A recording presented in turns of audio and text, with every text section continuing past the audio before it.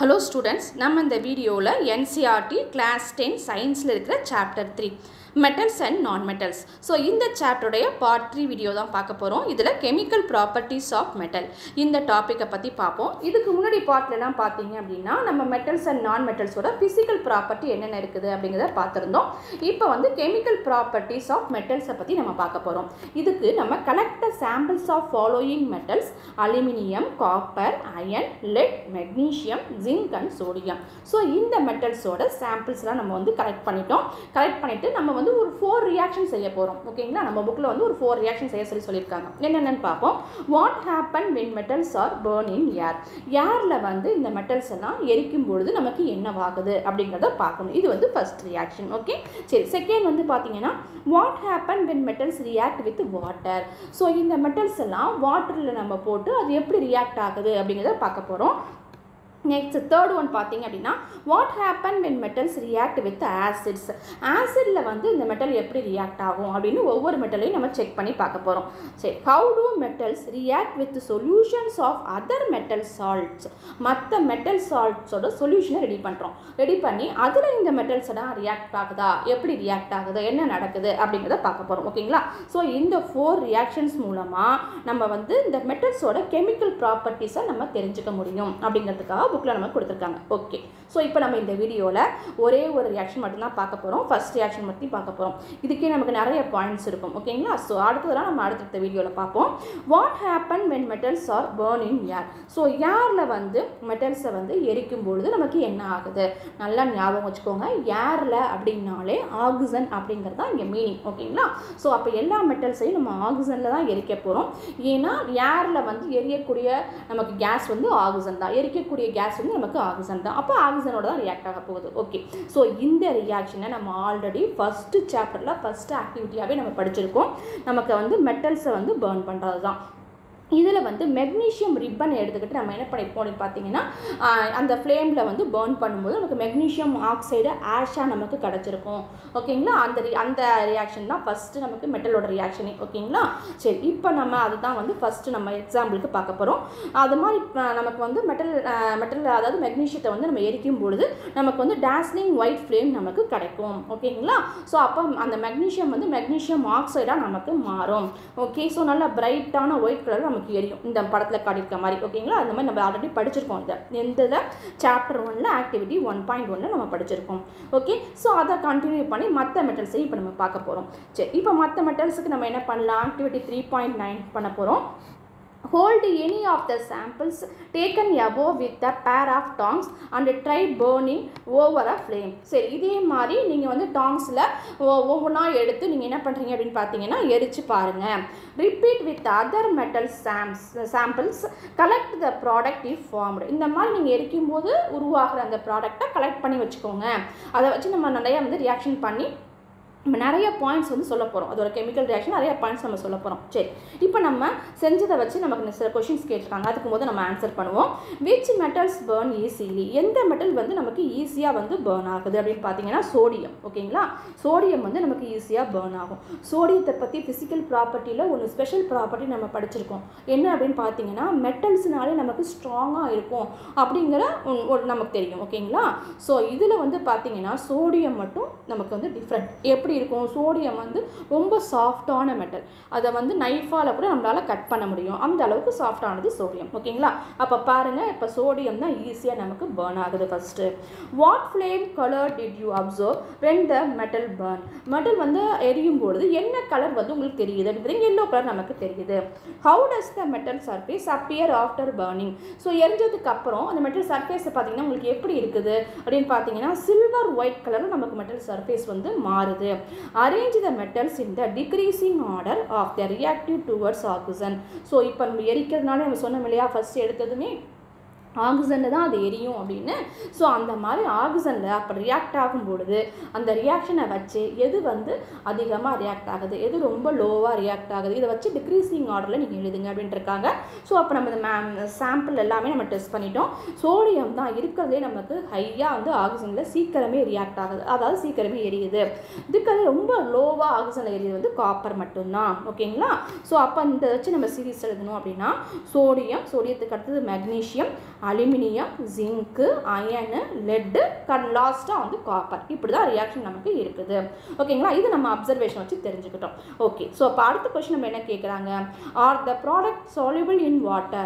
சரி, நமக்கு ப்ராடக்ட் கிடச்சிச்சு இல்லை, அதெல்லாம் எடுத்து வச்சு சொன்னாங்க இல்லைங்களா. இப்போ நம்ம வந்து என்ன பண்ண போகிறோம், தண்ணியில் கரைச்சி பார்க்க போகிறோம். ஸோ அப்போ கரைச்ச ப்ராடக்ட் வந்து வாட்டரில் கரையுதா. சோடியம் ஆக்சைடு பாருங்கள், ஆக்சிஜனோட ரியாக்ட் ஆகுதுன்னு நம்ம சொன்னோம் இல்லைங்களா. அப்போ நம்ம கிடச்சது வந்து சோடியம் ஆக்சைடாக நமக்கு கிடச்சிருக்கு. Sodium oxide is soluble in water. Sodium oxide வாட்டரில் கரையுது.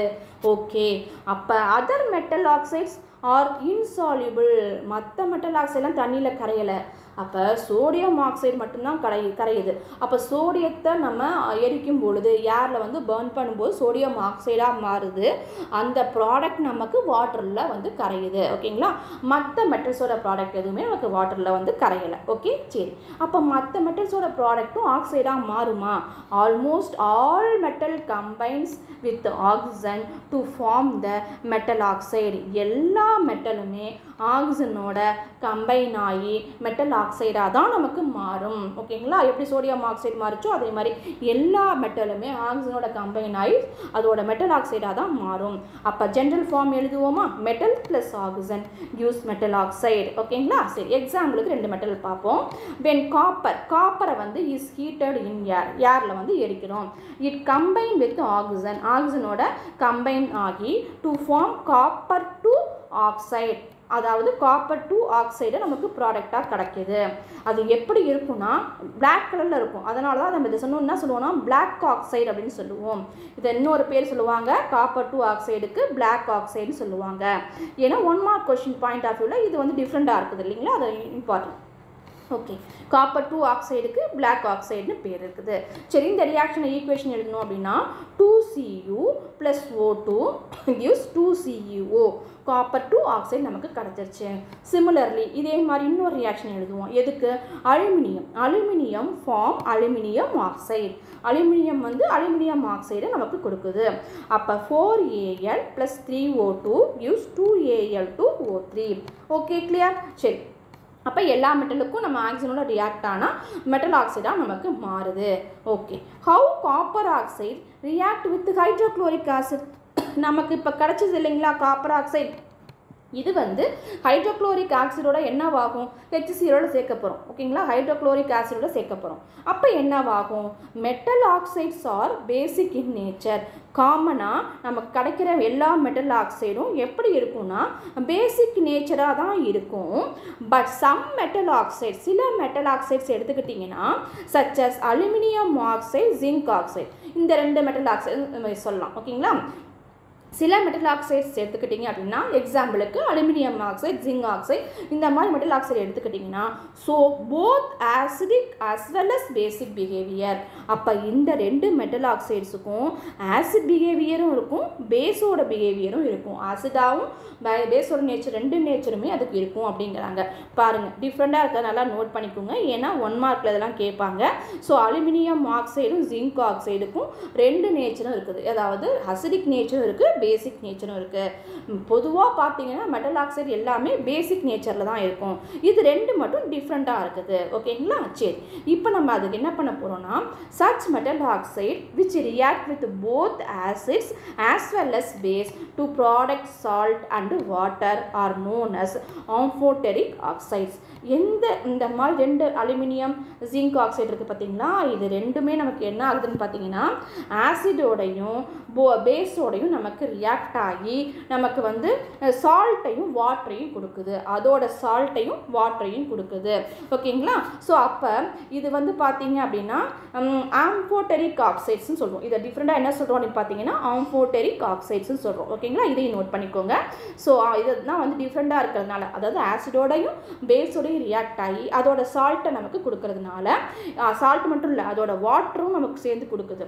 ஸோ அதனால் இது என்ன சொல்கிறோம் அப்படின்னு பார்த்தீங்கன்னா ஆம்போட்டெரிக் ஆக்சைட்னு சொல்கிறோம். ஓகே, சரி, இப்போ பாருங்கள் அலுமினியம் ஆக்சைடு எடுத்துக்கிட்டோம் அப்படின்னா so aluminium oxide react in the following manner with acids and base. Aluminium oxide வந்து பார்த்தீங்கன்னா ஆசிடோடையும் பேஸோடையும் நமக்கு இப்படி ரியாக்ட் ஆகுது. ரியாக்ட் ஆகி நமக்கு என்ன கிடைக்குது அப்படின்னு பாருங்கள், Al2O3 + 6HCl. இது வந்து ஆசிடோட ரியாக்ட் ஆகிருக்கு. பார்த்தீங்களா, அலுமினியம் ஆக்சைடு ஆசிடோட ரியாக்ட் ஆகும்போது 2AlCl3 + வாட்டர். பார்த்தீங்களா, அதோட சால்ட்டு அண்ட் வாட்டரையும் நமக்கு கொடுத்துருக்கு. Al2O3 அலுமினியம் ஆக்சைடு NaOH பேஸோட ரியாக்ட் ஆகிருக்கு. ரியாக்ட் ஆகி NaAlO2 அதாவது சோடியம் அலுமினேட். இதோட பேர் வந்து பார்த்தீங்கன்னா 2NaAlO2 பேர் வந்து சோடியம் அலுமினேட் அப்படின்னு சொல்லுவோம். ப்ளஸ் அதோட வாட்டரையும் கொடுத்துருக்கு. ஸோ இதுதான் அதோட சால்ட். ஓகேங்களா, சரி. இந்த மாதிரி அது வந்து பேஸோடையும் அதே மாதிரி ஆசிடோடையும் ரியாக்ட் ஆகி ப்ராடக்டாக சால்ட்டு ப்ளஸ் வாட்டர் நமக்கு கொடுக்குது. ஓகேங்களா, சரி. Most metal oxide are insoluble in water. Maximum most metal oxide வந்து வாட்டரில் கரையாது. மெட்டலோட ஆக்சைட்ஸ் வந்து வாட்டரில் கரையாது.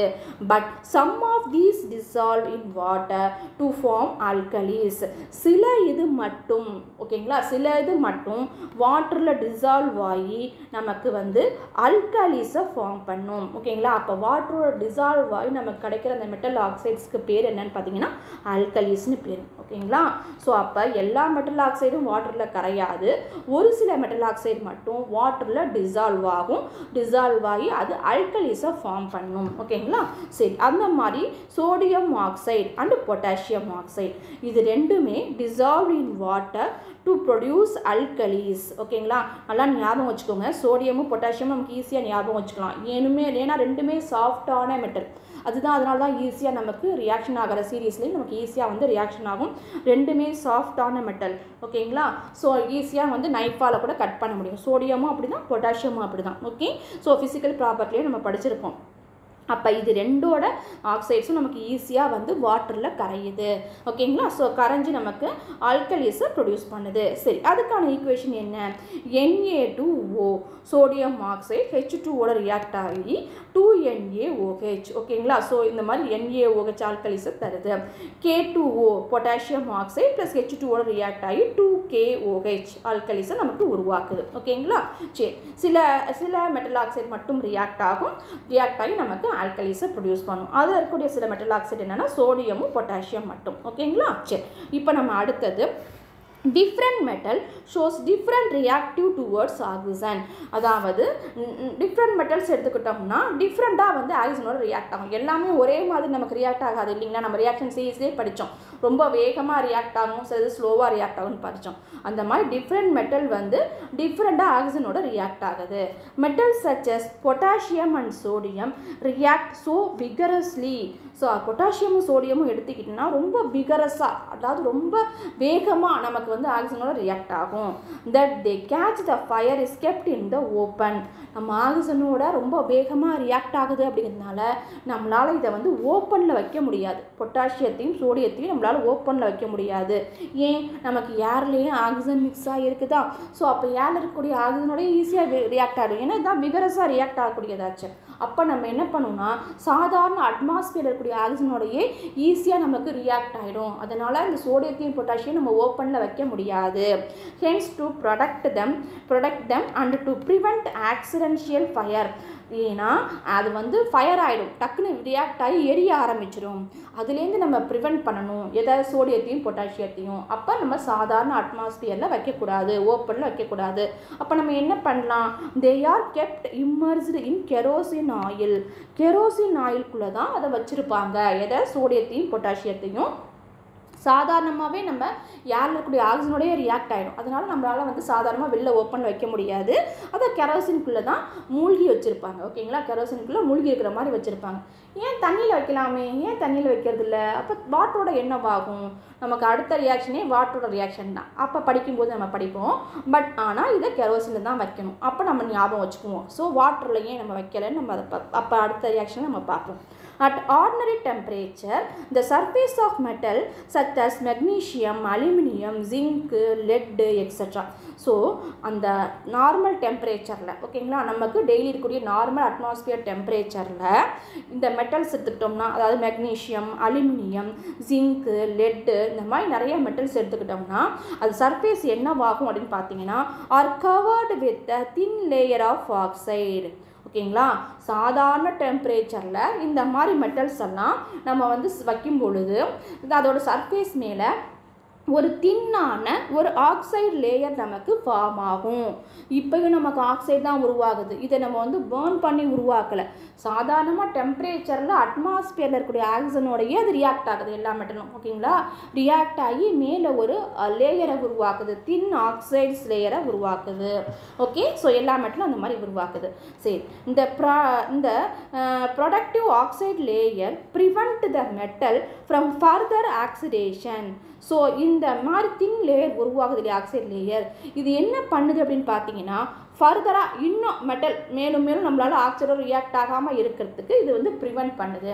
அப்போ மேலே ஒரு தின் லேயர் உருவாயிடுச்சுன்னா அதுக்கப்புறம் உள்ளே இருக்க மெட்டல்லாம் திரும்ப நமக்கு வந்து ஆக்சிடேஷன் ஆகாது. ஓகேங்களா, ஸோ அப்போ நம்ம திரும்ப வந்து ஆக்சிஜனோட அது ரியாக்ட் ஆகாது.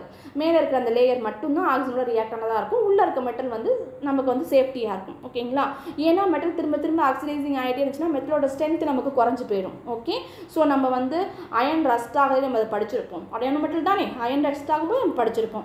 ஓகேங்களா, ஸோ அதனால் அதை வந்து ப்ரிவெண்ட் பண்ணுறதுக்கு மேலே உள்ள ஒரு தின்னான லேயர் மட்டுமே நமக்கு போதும். ஓகே, சரி. Iron does not burn on heating, but iron filling burns vigorously when sprinkled in the flame of the burner. Iron வந்து நமக்கு பேர்ன் ஆகாது. ஓகேங்களா, ஆக்சிஜனோட அயனை வந்து ஹீட் பண்ணோம் அப்படின்னா பேர்ன் ஆகாது. பட் அயன் ஃபில்லிங்னா என்ன, அந்த இரும்பு தூள் நம்ம மேக்னெட்டில் நம்ம வந்து செஞ்சு எடுப்போம் பாருங்கள், சின்ன சின்ன தூளாக நம்ம மேக்னெட்டில் ஒட்டிட்டு வரும் பார்த்தீங்களா, அந்த அயன் ஃபில்லிங் வந்து பேர்ன் ஆகும் விகரஸாக. எதில், நம்ம அந்த ஃப்ளேம் மேலே நீங்கள் தூவுனீங்கன்னு வச்சுக்கோங்களேன், அதில் இருக்கக்கூடிய அந்த ஒவ்வொரு தூளுமே ஃபயராக நமக்கு வந்து ஃபார்ம் ஆகும். ஓகேங்களா, நமக்கு நல்லா தெரியும், நல்லா வந்து பிரைட்டாக நமக்கு வந்து ஃபயர் மாதிரி மாறும். ஓகேங்களா, அந்த மாதிரி நமக்கு அந்த ஃப்ளேமில் வந்து நீங்கள் அப்படி தூவும்போது நமக்கு அது ஒன்றுமே நமக்கு வந்து பர்ன் ஆகிறது தெரியும். ஓகே, சரி.